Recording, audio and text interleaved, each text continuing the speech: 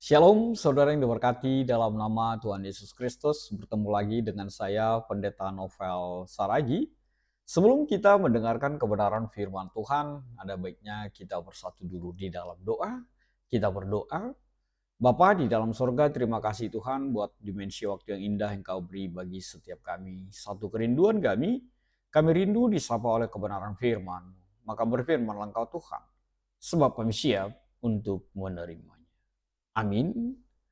Saudara yang diberkati dalam nama Tuhan Yesus Kristus, sahabat terbaik dalam kasih Tuhan, firman Tuhan yang menyapa kita pada saat ini, tertulis di dalam kitab Mazmur, pasalnya yang ke-42, ayatnya yang pertama sampai ayatnya yang ke-12. Begini firman Tuhan, saya bacakan buat kita semua. Untuk pemimpin biduan, nyanyian pengajaran Bani Korah. Seperti rusa yang merindukan sungai yang berair, demikianlah jiwaku merindukan Engkau ya Allah. Jiwaku haus kepada Allah yang hidup. Bilakah aku boleh datang melihat Allah? Air mataku menjadi makananku siang dan malam, karena sepanjang hari orang berkata kepadaku, di mana Allahmu? Inilah yang hendak kuingat, sementara jiwaku gundah gulana. Bagaimana aku berjalan maju dalam kepadatan manusia, mendahului mereka melangkah ke rumah Allah dengan suara sorak-sorai dan nyanyian syukur dalam keramaian orang-orang yang mengadakan perayaan. Mengapa engkau tertekan, hai jiwaku, dan gelisah di dalam diriku? Berharaplah kepada Allah, sebab aku akan bersyukur lagi kepadanya, penolongku dan Allahku. Jiwaku tertekan dalam diriku. Sebab itu aku teringat kepadamu dari tanah sungai Jordan dan pegunungan Hermon, dari gunung Mizar. Samudra raya berpanggil-panggilan dengan deru air terjunmu, segala gelora dan gelombangmu bergulung melingkupi aku. Tuhan memerintahkan kasih setianya pada siang hari, dan pada malam hari aku menyanyikan nyanyian, suatu doa kepada Allah kehidupanku. Aku berkata kepada Allah gunung batuku, mengapa engkau melupakan aku?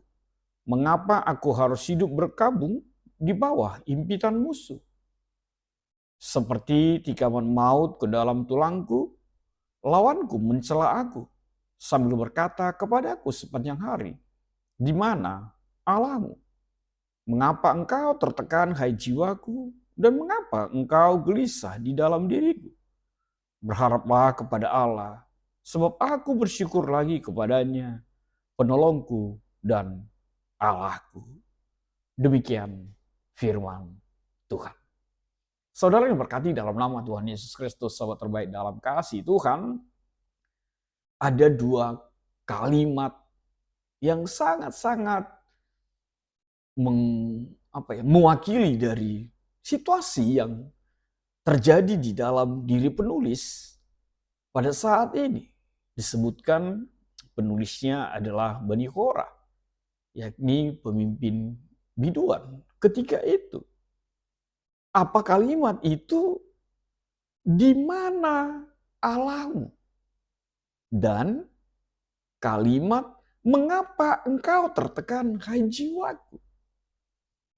Mari kita melihat ke kedalaman kalimat itu, akan pergumulan, akan penderitaan seseorang ketika dia berada di dalam situasi dan mengungkapkan narasi ini, mengungkapkan kalimat ini.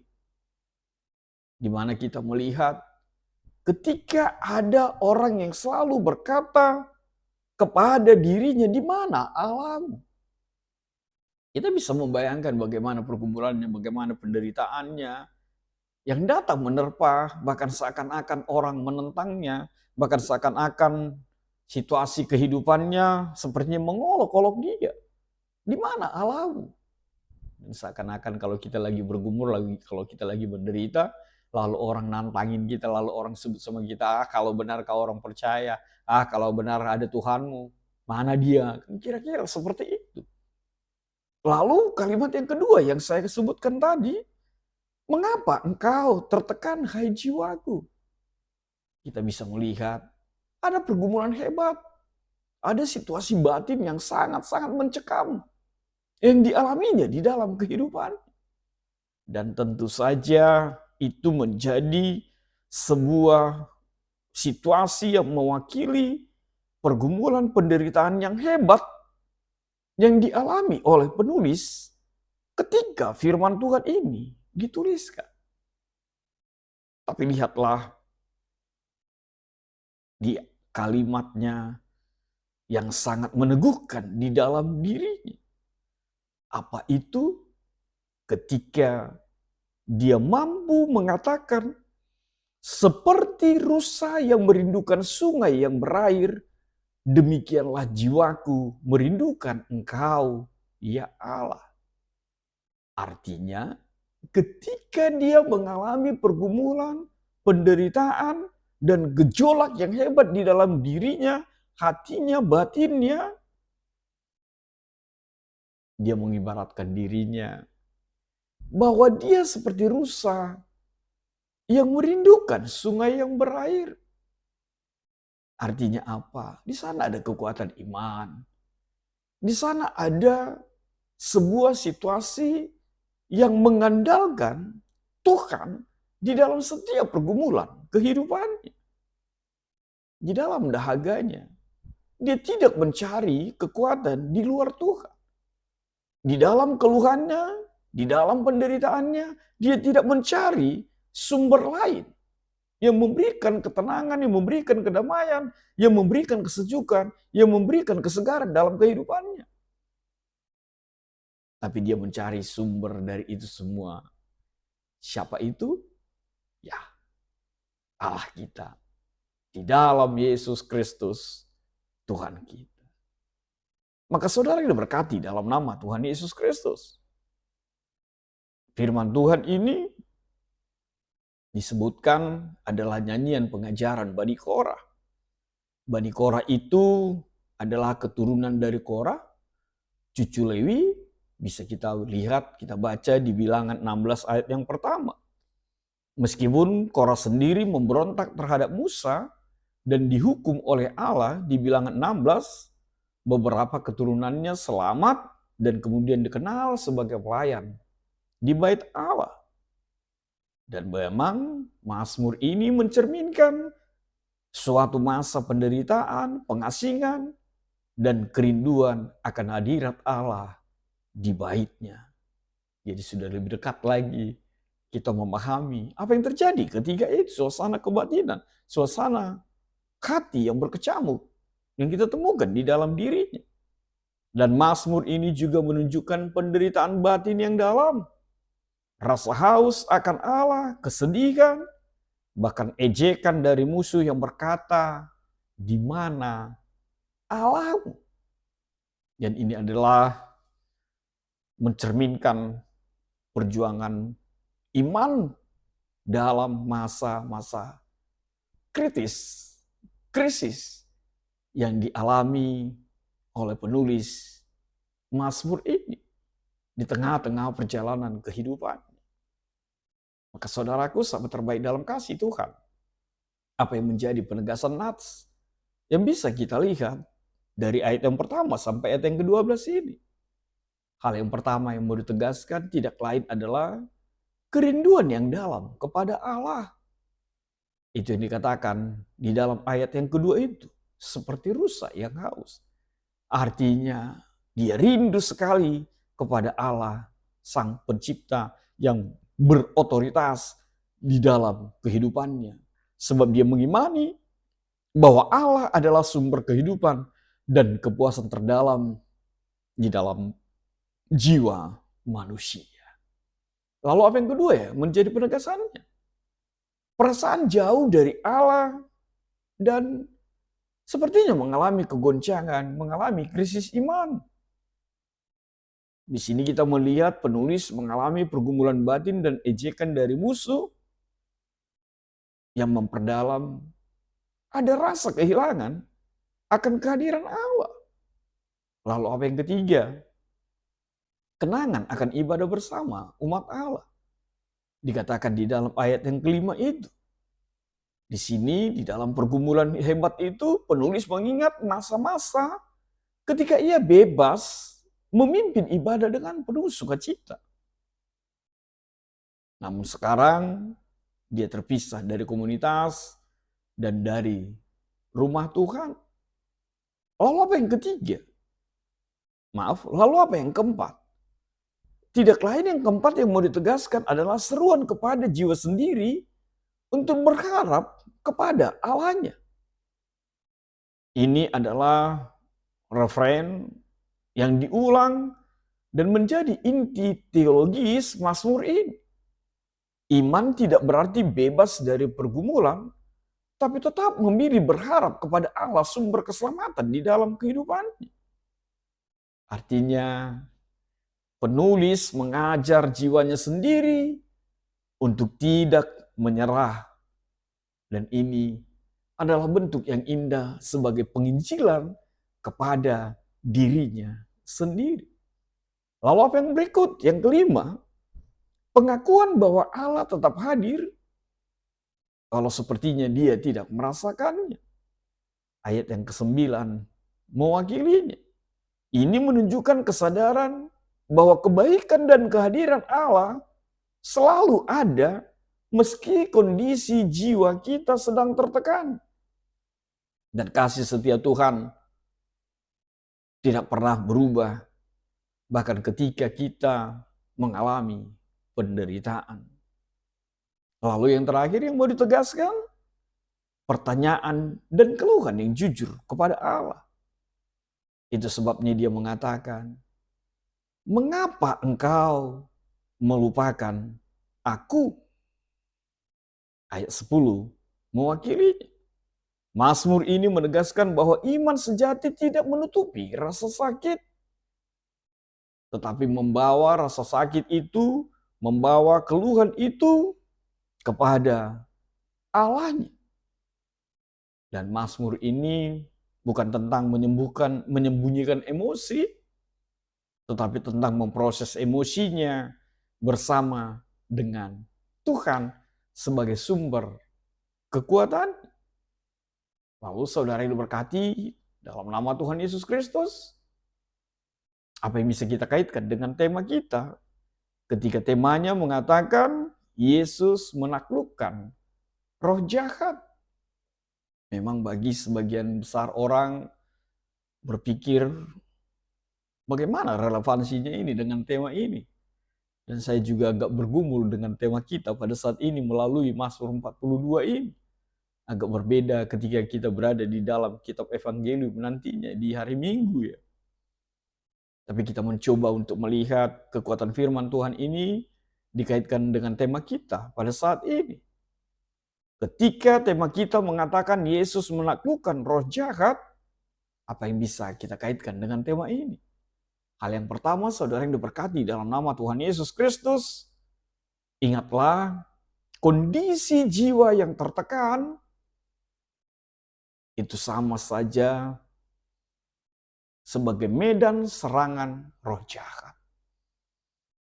Bukankah kita tahu bahwa sering sekali ada cerita orang yang dihipnotis ketika hatinya kosong, jiwanya hampa, tertekan, gelisah, merasa ditinggalkan Allah. Secara spiritual, tekanan jiwa yang berkepanjangan itu bisa menjadi celah bagi serangan rohani. Lalu apa yang kedua? Yesus menjawab kerinduan dan pergumulan jiwa setiap kita. Penulis Mazmur merindukan hadirat Allah seperti rusa yang haus. Dan kita tahu, di dalam perjanjian baru, Yesus sendirilah jawaban atas kerinduan itu. Itu sebabnya Tuhan Yesus mengatakan di Yohanes 7 ayat yang ke-37 itu, barang siapa haus, baiklah ia datang kepadaku dan minum. Bahkan lebih dalam lagi, ketika Tuhan Yesus mengatakan di Matius 11 ayat yang ke-28 itu, marilah kepadaku, datanglah kepadaku semua yang letih lesu dan yang berbeban berat, maka aku akan memberikan kelegaan bagimu. Artinya Yesus selalu hadir dan memberi kelegaan. Lalu apa yang ketiga yang bisa kita kaitkan dengan tema kita? Yesus mengusir roh jahat. Dan disinilah kita melihat bukti kuasa ilahi atas kegelapan-kegelapan di dalam kehidupan kita. Tuhan Yesus itu bukan hanya menjadi penghibur jiwa, tapi juga mengusir roh-roh jahat secara nyata. Seperti di khotbah kita hari Minggu, di Markus 1 ayat 21 sampai 28, di Lukas 8 itu juga dikatakan bahwa kemenangan Yesus atas roh jahat adalah jawaban bagi orang yang sedang tertekan, ditekan mental, emosional, atau juga spiritual. Lalu apa yang terakhir yang bisa kaitkan dengan tema kita? Yesus kita menaklukkan roh jahat, dan itu adalah pemulihan jiwa akan pribadi yang selalu berharap kepada Allah. Seperti apa yang dikatakan oleh ayat 6 dan ayat yang ke-12 itu. Dan itu adalah seruan iman dari Mazmur 42 yang mendapat penggenapan dalam karya Kristus. Ia menaklukkan kuasa dosa, maut, dan iblis itu sendiri. Maka saudaraku dalam kasih Tuhan Yesus Kristus, sahabat terbaik dalam kasih Tuhan, apa yang bisa menjadi refleksi bagi kita melalui firman Tuhan pada saat ini? Refleksi yang pertama, benar, iman kita bisa mengalami pasang surut. Seperti apa yang dituliskan di dalam Mazmur 42 ini. Bahkan mungkin kadang kita bisa terjebak ke dalam keputusasaan, atau merasa ditinggalkan Tuhan, atau rasa jauh dari Tuhan, dan mengalami ketertekanan itu. Itu sebabnya kita menjadi berefleksi dalam kehidupan kita. Apakah kita sedang mengalami kekeringan rohani? Merasa Tuhan jauh, atau tertekan oleh beban kehidupan kita? Tapi ingat satu hal, itu bukan tanda kegagalan iman, tetapi sebuah peluang untuk selalu menggali dan memperdalam keintiman kita dengan Tuhan. Bahkan itu harusnya semakin nyata ketika kita mengalami pergumulan, mengalami rasa lemah, menjalani kehidupan kita. Lalu apa yang kedua, refleksi bagi setiap kita. Mari kita bertanya, berefleksi. Katakan, tanyakan kepada diri setiap kita. Apakah aku menyadari bahwa pergumulan batinku bisa menjadi medan peperangan rohani? Itu artinya setiap kita harus peka secara rohani. Bukan hanya mencari solusi dalam duniawi ini. Tapi yang terbaik adalah datang kepada Tuhan Yesus, cari Tuhan Yesus sebagai penakluk akan roh-roh jahat yang memberikan kelepasan sejati di dalam hidup kita. Sebab hanya roh Tuhanlah yang mampu untuk menaklukkan kuasa-kuasa dari si jahat. Lalu apa yang ketiga? Ingatlah, Tuhan Allah itu tidak pernah jauh. Yesusmu, Yesus kita tidak pernah jauh, meskipun engkau merasa dia jauh. Bukankah lirik lagu itu juga mengatakan, Tuhan itu hanya sejauh doa. Saudaraku, sahabat terbaik dalam kasih Tuhan, Mazmur 42 ini penuh dengan keluhan. Tapi lihatlah, di dalam keluhan itu juga lebih dalam lagi. Ada jiwa, ada hati, ada kehidupan yang penuh dengan pengharapan. Maka saudara yang diberkati dalam nama Tuhan Yesus Kristus, datanglah kepada Yesus dalam kehausan jiwamu.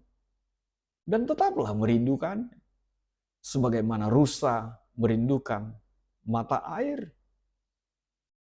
Beranilah mengakui pergumulan jiwamu dan akuilah itu kepada Tuhanmu. Sebab hanya Tuhanlah yang bisa memulihkan dan membuang jauh roh-roh yang mencoba mengganggu di dalam dirimu. Dan di dalam itu semua, jangan pernah lupa menjadi dokter bagi dirimu sendiri. Latihlah dirimu mengisi pikiran dan perkataanmu dengan firman Tuhan. Bukan hanya dengan keluhan, bukan hanya dengan ketakutan. Kita harus mampu menyehatkan diri kita sendiri. Self-healing. Kita harus mampu dengan kuat kuasa Tuhan menyembuhkan diri kita sendiri. Maka seperti pemazmur, mengapa engkau tertekan, hai jiwaku? Dia selalu merecovery. Dia selalu lebih dan lebih lagi mengobati lukanya sendiri dengan pengenalan iman yang hanya kepada Yesus, Tuhan dan Juru Selamat. Amin. Kita bersatu dalam doa. Terima kasih Tuhan buat kebenaran firman-Mu, dan kami teramat percaya kerinduan kami hanya satu. Rindu, haus akan firman-Mu, akan Engkau. Di tengah pergumulan, gejolak, penderitaan, dan tantangan yang kami hadapi dalam kehidupan ini.